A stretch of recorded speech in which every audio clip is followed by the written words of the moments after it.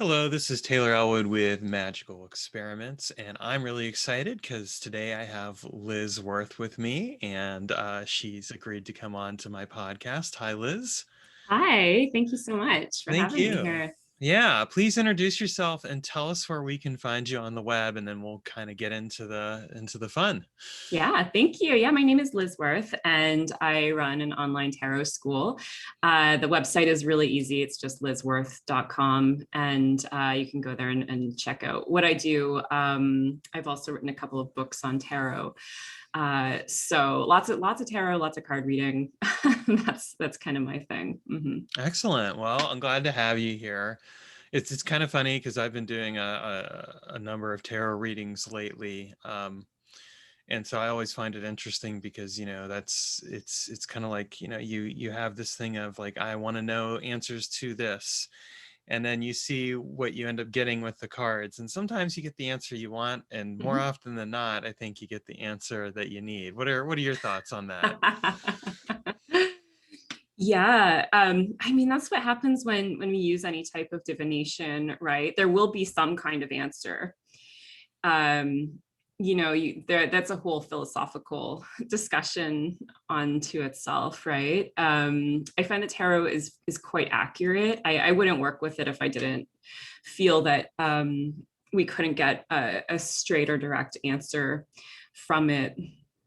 But one thing that I always talk about with tarot and especially people who are learning tarot is the question really makes a big difference, right? And if one thing that I find when people feel like they're not sure about the answers that they're getting, which is different from not liking the answer. We also, right, we need to be clear on that. But one thing I find when people aren't sure about what tarot is telling them is that they're not really clear in their question, or they're asking maybe a question that is actually a bunch of questions rolled into one, right? And so tarot is very contextual in that way, and we need to be very, very certain of what it is that we're trying to find out in the first place. Otherwise, we get confused.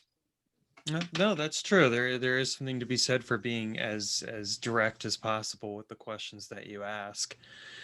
I think that, like, in my case with the readings that I've been doing lately, it's kind of been in regards to a situation which I've been trying to do some healing with, and it was very clear. The answer was kind of like, what's done is done. You have to just move on and rip the band-aid off and keep moving forward. There's really no point in doing it any other way. And that kind of direct speaking to things is, I think, something that we need more often. And of course, how you read a situation in and of itself can be really important, but I found it really helpful in a way because it wasn't the answer I wanted, but it definitely was the answer I needed because it spoke exactly to what had to be addressed. Tell us a little bit about your journey as far as becoming a tarot reader. When did you first start reading tarot? What made you decide to start teaching it? Let's talk a little bit about that history right there. Yeah. Well, I first got interested in card reading when I was quite young. I was 13 and I had a lot of time on my hands. I'm an only child. My parents did not put me in programs or anything like that. That's like a thing, seems so popular these days, right? Kids are overscheduled, it seems. But when I was that age, I wasn't doing anything. So I had an entire summer on my hands where I had really no friends to hang out with, nothing to do. I was just left up to my own devices, and I had got this book at the grocery store actually about fortune telling. I bought it at the checkout counter with my mom one day, and there was a chapter in there about reading playing cards. So I spent a whole summer learning how to read playing cards, and that was my beginning with card reading. And a few years later, I got a tarot deck. I had a couple of decks actually. There's one I always forget about. I think it was a Wiccan fairy deck or something. But my first deck was a dragon tarot deck. And neither of those decks were great, I think, for beginners because they, they didn't have a lot of context for me as someone who didn't know anything about tarot at the time. But that was really my entry point. Was I got these decks and I was trying to figure out how to use them. But I was a teenager. I had no patience to figure out how to read tarot. And at the time, this is in the 90s in the suburbs in Canada. So there's not, I didn't have a lot of resources I could go to really figure out how to learn tarot. The internet was, around, but definitely not as robust as it is now. There was no Biddy Tarot yet or anything like that I could, just go Google. So I didn't really stick it out with tarot at that first time. And I had this expectation that it would do something, right? Which I think is what happens to a lot of people as well. I think that I thought that if I just flipped some cards over, that I would have some kind of immediate vision, that I would get some kind of psychic hit on something. I was really under the impression that you had to have this natural ability to read tarot, because it's so often associated with words like psychic, right? And so I was influenced by some misleading ideas, I think, about tarot too, where I didn't really understand that, similar to playing card reading, you have to learn how to read tarot cards, and there is a process behind it, and it takes time, and it does take patience. So I put those aside.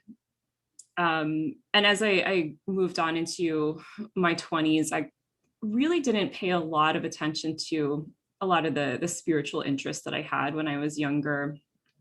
I got very caught up in developing a career as a writer and a freelance journalist. And I was like, really caught up in this ambitious path that I was on.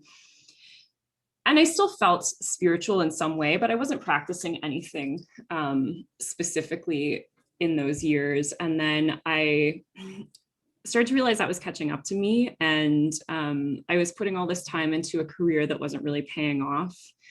And I was walking around really just thinking to myself, like, I'm looking for something and I don't know what it is. And there was an astrologer here in Toronto where I live, who I really liked. And I was always following his work. So I went to see him for a consultation, and he just made a casual comment about my chart. And he was like, oh, you have this Pisces moon. Everyone I know who has Pisces moon reads tarot. And when he said that, I was like, wow, I used to be so interested in that. And I have not given it much thought at all, because I've been so caught up in all of these other things. So him just saying that, he wasn't really, it was such a casual comment, right? But him saying that just really kind of, woke me up to this interest that I used to have around card reading. And I went out and I bought a tarot deck, and I had a lot of synchronicity around that time and that conversation I had with that astrologer. Not long after that, around the same time, I found a book about tarot, Eden Gray's book, which is a really famous book on tarot, sitting on the road. It was just right there. I was walking down the street, and there was this book about tarot, and it was, it was very, it felt very much like a good omen at the time. And I started finding playing cards everywhere as well around that time too. And I still find playing cards to this day. Yeah, you shared a post recently on Facebook about that, which I found really fascinating. Yeah. That all happened right around the same time when I really decided, okay, I'm gonna get back into tarot. I'm gonna buy a tarot deck, and I'm really gonna learn it properly this time. And that was what I consider my official entry point into tarot, even though I had a false start before. And I never looked back after that. It just became a huge part of my life. It's kind of interesting because I think back to my teenage years, which was in the 90s as well, so I can resonate with that kind of you go off and do your own thing and figure out what your interests are on your own, because I definitely did that. And I got into magic when I was like 16 and started reading books and stuff like that. And my first tarot deck was actually the Tarot of the Cat People. Ah, okay. Yeah, so that one was also not an easy one to read, but I think sometimes that's where you cut your teeth, as you learn on the ones that aren't so easy, and then afterwards at some point you come back to it and you're like, oh, okay, this makes more sense, or more connection. Now, a lot of people think of tarot specifically in relationship to divination, and a lot of times, I mean, from my own experience, I find that a lot that people are usually concerned with the future. They want to understand like what's going to happen in the future. which I think is a bit of a stereotype. So what are your thoughts on that? And you know, how might people approach reading tarot from a different perspective than just focusing on the future? Such a good question. Yeah, it's interesting, right? Like I find that even though I have a lot of opinions about predictive readings, but at the same time, everybody does them. Even I do them, right? Like it's so ingrained in us to want to know, I think, you know, where things are going and where things are headed, and to try to get at least a sense of the direction of where something might land, even if it's not a clear picture or a promise. One thing that I think is really important when we're engaging in anything predictive is we have to really be clear on what we believe.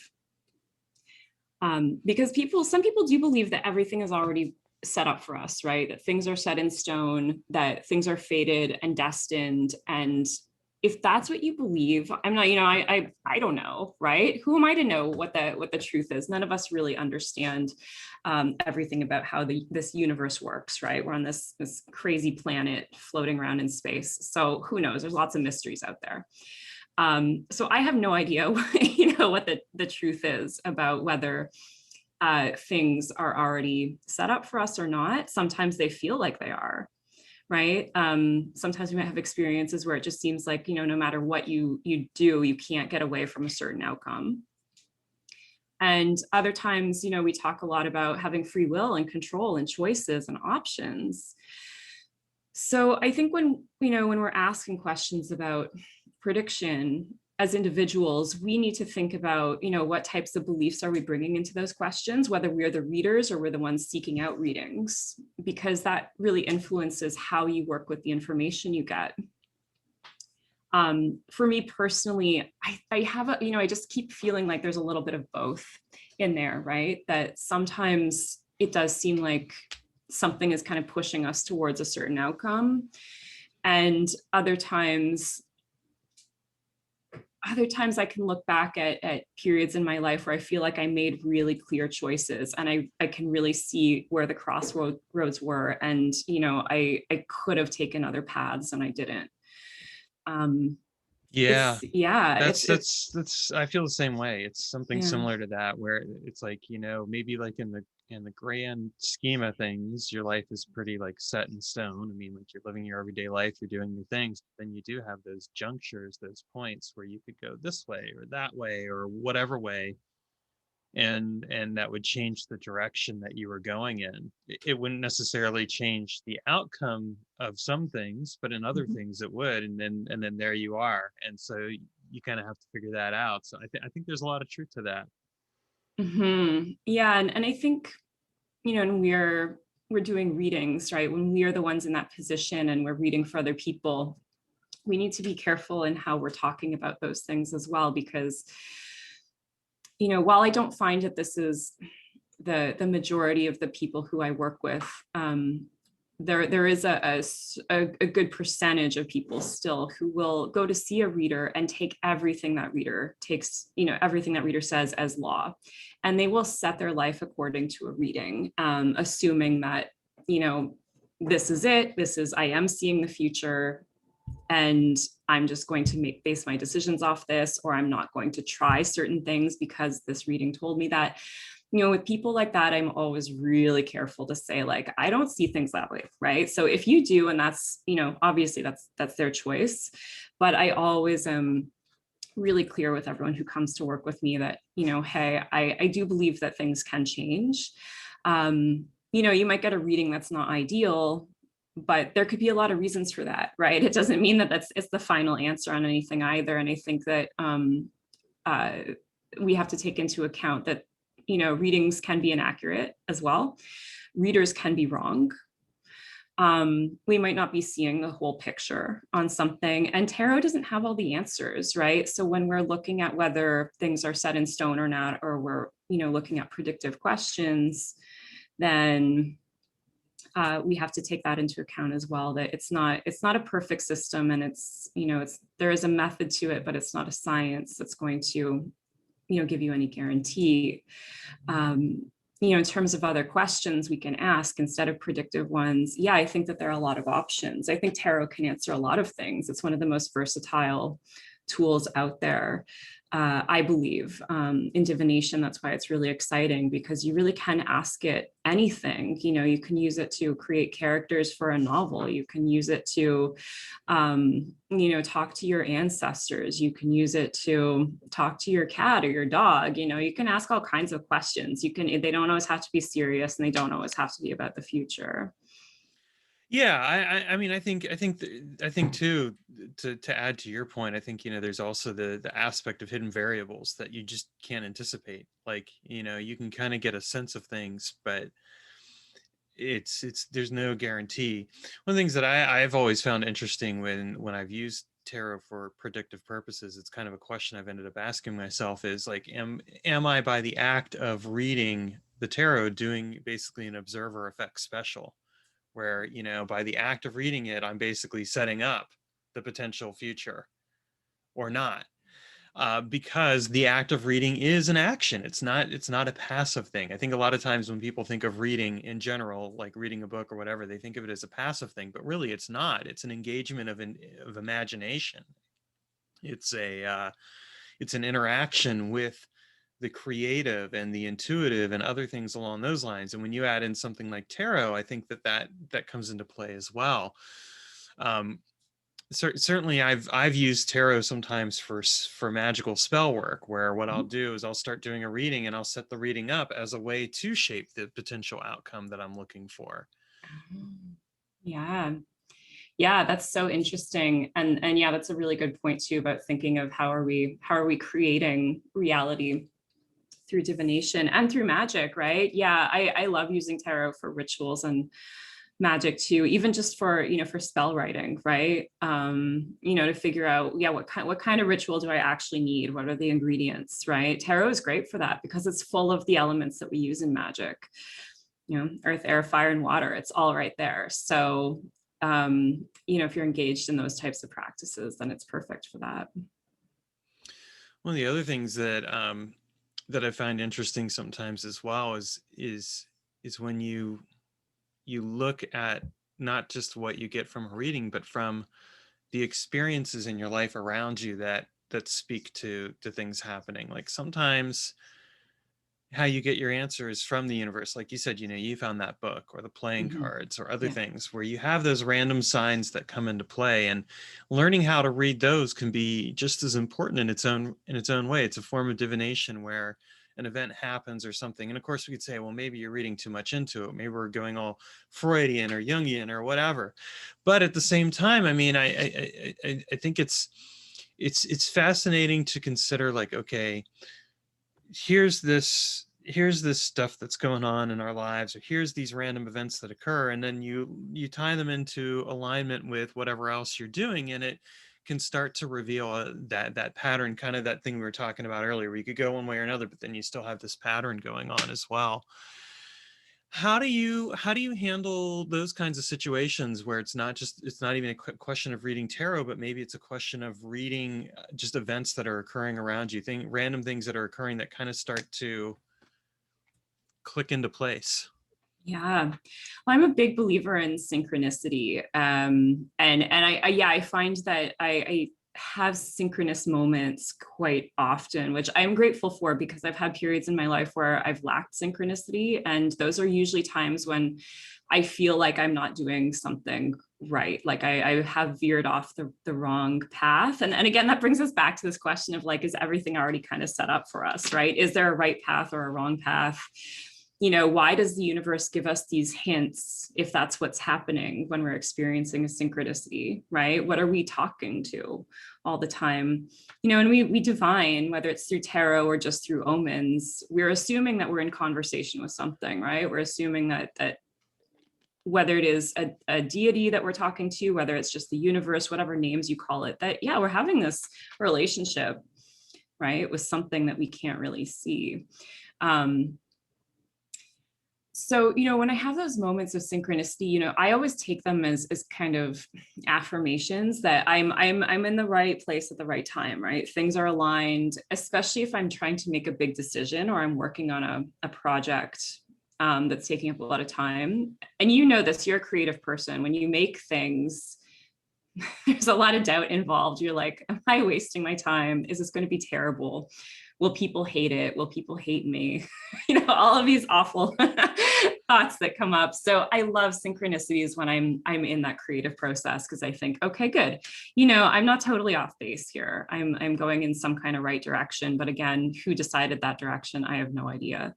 Why does it exist? I don't know. I don't have those answers, but I think that watching out for synchronicities can certainly complement anything else that we're doing spiritually or through divination. Yeah, I mean, I think that's a good point too. We don't necessarily, we may never know who the author of our lives is. Is it a higher aspect of ourselves? Is it something else? Whatever. But it's just interesting to explore these things and play them out. And a lot of times, I think that people get so caught up in their everyday lives that they can miss out on those things. Like you said, I've gone through periods too where I haven't really felt that synchronicity. And I've been like, okay, well, what, am I missing something here? And then all of a sudden things start to sink into place. And I'm like, well, I made this choice here. And so now I'm going this direction. And so I think it's really wise to take a look at that because of how it can play out, and how it can confirm things as well. Mm-hmm.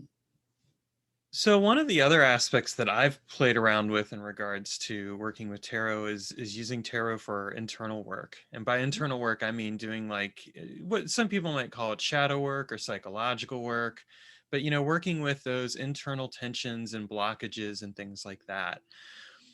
What are your recommendations if somebody wanted to use tarot for that purpose? Mm-hmm. Yeah, I think tarot can be really interesting for that reason. And I think that tarot works really well when we use it reflectively in that way. I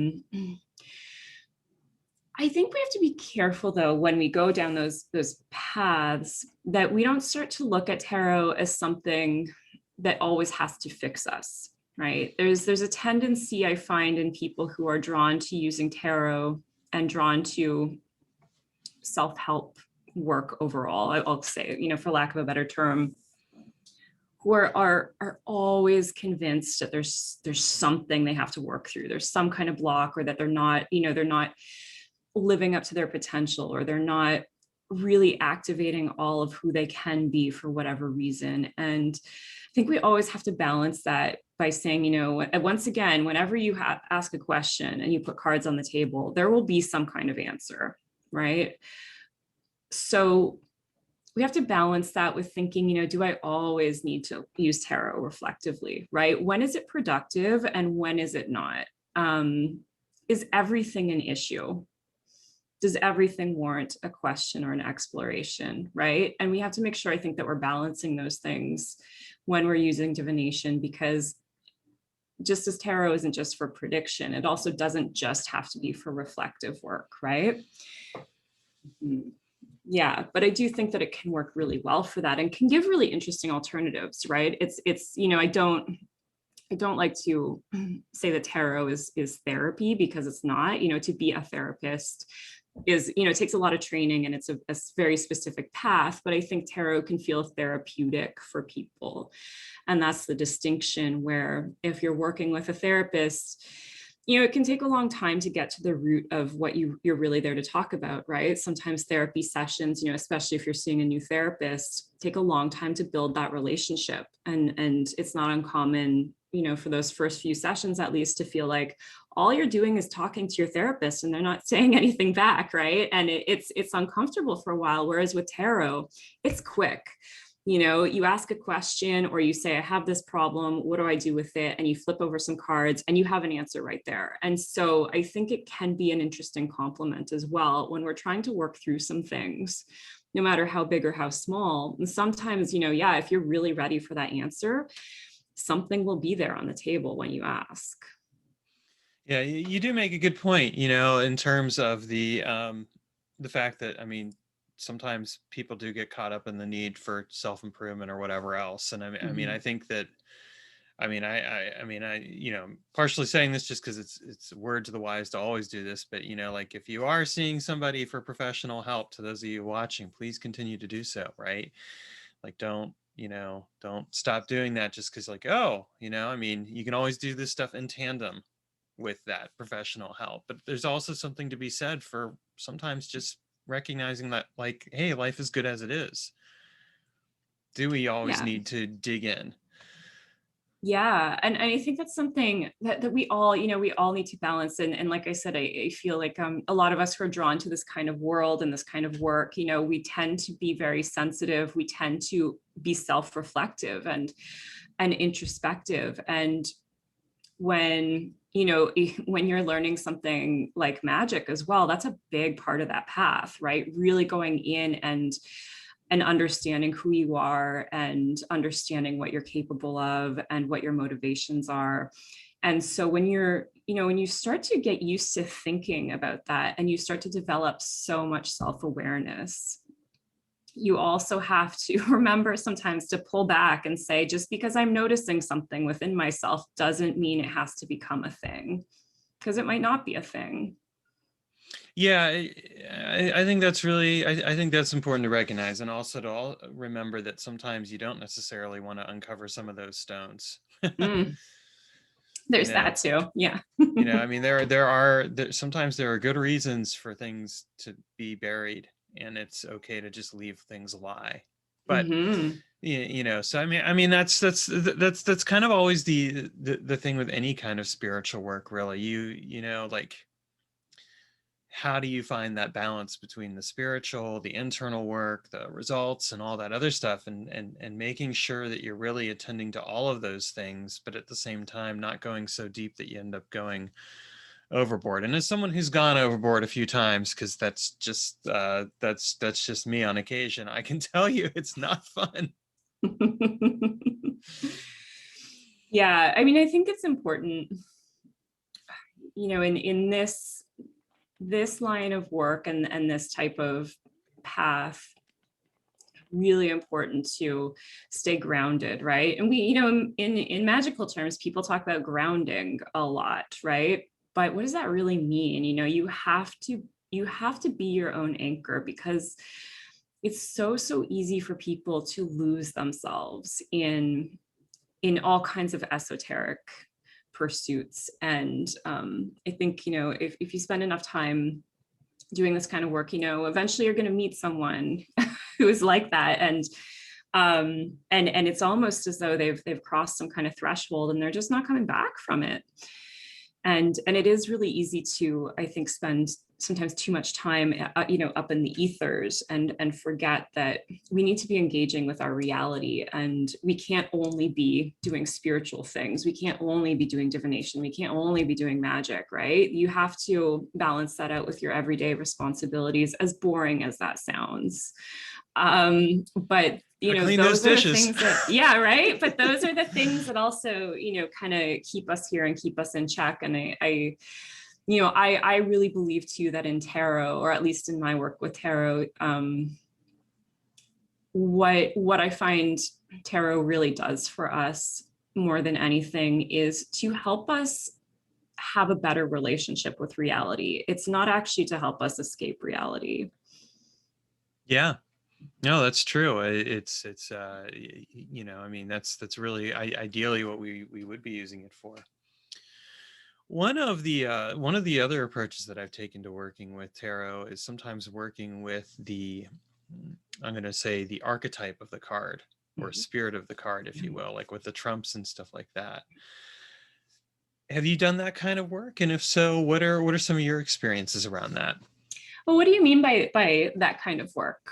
So, for example, like choosing to work with, for example, the tarot card of the star, and Mhm. working and getting to know the meanings of it, but Mhm. working with it as a spirit or as an archetype, depending on what model you want to go with. Because some people are going to say they're psychologicals versus spiritual. I'm more of a spirit model person, so for me, it'd be the spirit of the card. Well, yeah. I love that. It's interesting. I have a weird relationship with the word archetype, because I do sometimes pull back from it for some reason. I don't know. Right. Yeah, I want to get excited by it, but sometimes I'm like, oh, it just sounds so, yeah, it sounds so heavy and psychological, and I think a little bit obtuse for certain people as well, who might not really know if they want to get into tarot or not. And then they hear people talk about archetypes and they're like, what is that anyway? I don't know. I just want to read cards, right? I just want to have fun with it, which I think is fine too. So yeah, with the archetypes of cards, it's interesting. How I tend to think about cards, especially the trumps, is I look at them as having jobs to do, right? They have jobs to do in a reading. They have jobs to do in terms of the order that they sit in the major arcana. And to me, that's kind of my bridge to thinking of them more as archetypes, right? So it's like, what is their role? You know, what does the star do? The star doesn't do the same things that the emperor does. They have very distinct jobs, right? Whereas, you know, the high priestess is going to do something very different than the devil, but they might run into each other in the hallway somewhere, you know? So I start to think of them more like that. And when I think about the trumps in that way, it's easier for me to explain that to clients, right, who maybe don't know anything about tarot, but they're asking, you know, how do I embody a certain energy, or, you know, what do I need to, you know, step into within myself? What do I need to develop within myself, right? These are really common tarot questions. So when I start to see cards like that, it also gives me ways to put that around, you know, accessible plain language for people, where, you know, I can start to associate cards in that way and saying, okay, well, here's your job to do right now, right? Because this is what the star's job is to do. And so I find that that can be an interesting way to engage in those. So, for a more whimsical question, have you Mhm. ever tried to do divination with cards from like Dixit or Cards Against Humanity or anything along those lines? um, I love Cards Against Humanity. I've never tried to do divination or anything with them. But I had a student recently who we've worked together on and off for quite a long time, and he's a fun student. He likes to get really esoteric. And he had that deck called Oblique Strategies that I think Brian Eno created. Mm-hmm. And so he would bring that to our classes, and we would use oblique strategies as tarot questions. So he'd pull a card at random, and then we would, you know, start to pull tarot cards to divine whatever kind of answer might come from these, you know, they're kind of strange statements, right? There's some of them are questions, some of them are statements, some of them are just single words, but they were created as prompts for inspiration. And we would use those for our readings, which was interesting. Sometimes an interesting challenge as well, but yeah. Yeah, I think what I found with Cards Against Humanity, I'll sometimes do a game where I'll play against the deck. You know, well, other people, of course, are playing as well, so the deck will start drawing cards. And what's interesting is it's like the deck takes on a life of its own. You know, it gets, you know, sometimes the deck wins.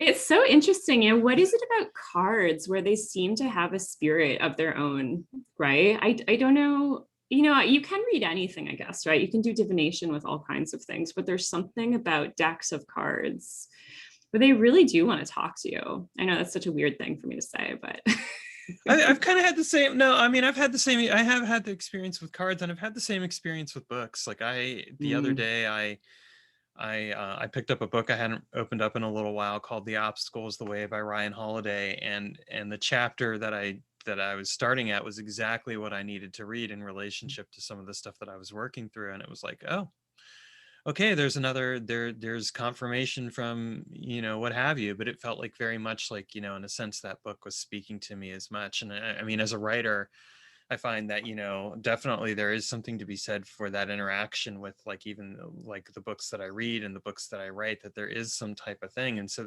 I feel like the same thing applies to art and music and tarot cards and all that. Like there is something that goes deeper and beyond. You know, we treat a lot of our creative activities in some ways as passive things, because I think that's the cultural norm that we've been fed, but really they're not. Hmm. Yeah, that's such a good point, right? And it's also, we talk about divination, not just with tarot, but crystal ball scrying, palm reading, tea leaf reading. All of these things, in a mainstream sense, looked at as entertainment as well, right? And so, yeah, people go for readings and they think, okay, I'm just going to sit back and listen, right? They don't have questions. They don't tell you why they're there.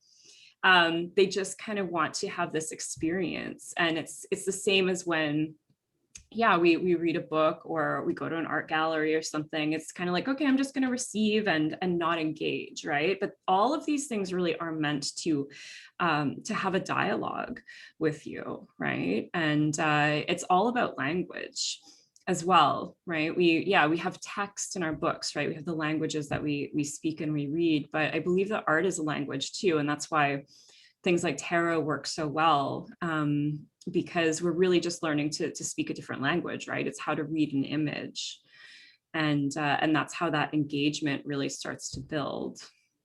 Yeah, exactly.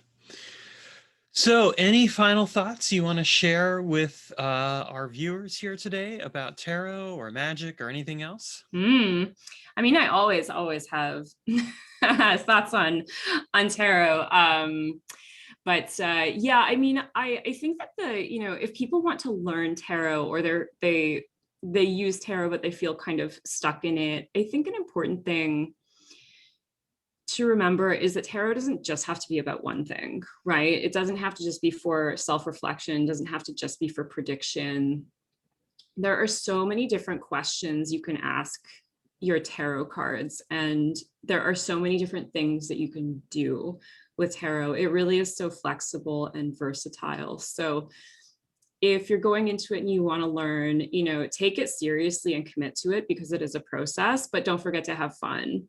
And if you're feeling stuck and you're feeling bored with it, or you're feeling like you've plateaued in where you're at, then just try something totally new, and don't worry if it's silly, right? Don't worry if it means that you have to go out and have a conversation with a tree and pull cards about that tree and see what that tree has to say through tarot. Just get really creative with it, because I find that not only is that amazing practice to look at your cards in a different context, but it also just kind of pushes you to think about tarot in different ways. And that's when we become really good readers, and also really interesting readers, is when we allow ourselves to become versatile, rather than saying tarot is just one thing and one thing only.